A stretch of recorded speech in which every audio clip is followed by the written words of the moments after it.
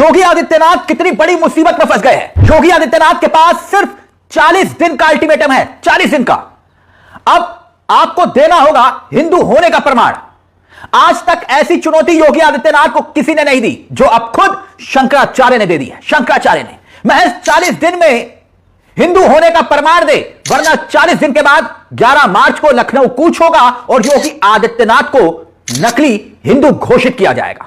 यानी योगी आदित्यनाथ इस पूरे विवाद में अब पूरी तरह से फंसते हुए दिखाई दे रहे हैं, पूरी तरह से। क्योंकि जो कल तक खुद शंकराचार्य से शंकराचार्य होने के सबूत मांग रहे थे, मन से खड़े होकर काल नेमी तक कह दिया, योगी आदित्यनाथ ने कहा था ना, अब वही शंकराचार्य योगी आदित्यनाथ से हिंदू होने का प्रमाण मांग रहे हैं।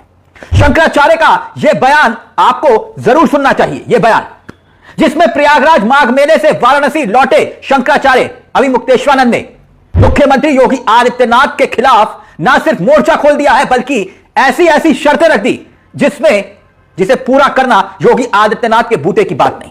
पहले सुन लीजिए किस मोड़ पर आ गया है यह पूरा विवाद, और फिर बताएंगे कि कहीं इस पूरे खेल में पर्दे के पीछे कोई और तो नहीं। और अब होने क्या वाला है, कैसे संतों को ही बांटने की क्या कोशिश होगी, यह बात हम क्यों कह रहे हैं। पहले यह बयान सुनिए शंकराचार्य क्या कुछ कह रहे हैं। आने वाले 40 दिनों में दें, 40 दिन का समय आपको हम दे रहे हैं। 40 दिन में आप अपने गौ भक्त हिंदू होने का प्रमाण दीजिए।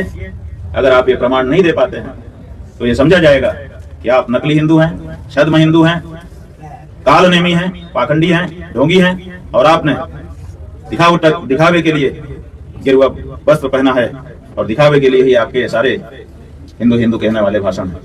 11 दिनों तक लगातार धरना चलता है।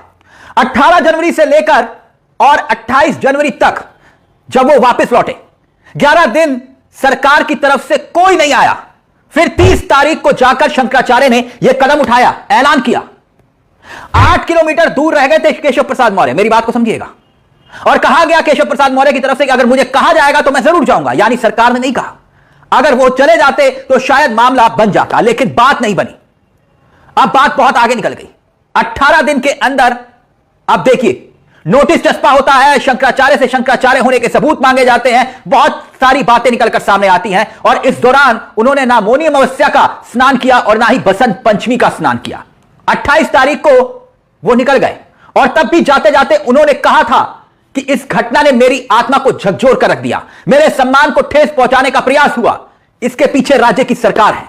अब बताइए, एक शंकराचार्य, एक सनातनी साधु संत, उनके मुंह से बद्दुआ निकल रही है, और यह प्रमाण मांगा जा रहा है कि योगी आदित्यनाथ साबित करें कि वो असली हिंदू हैं। सुन लीजिए। दिल्ली की जगह अब हम लखनऊ में बैठेंगे, मुख्यमंत्री अपने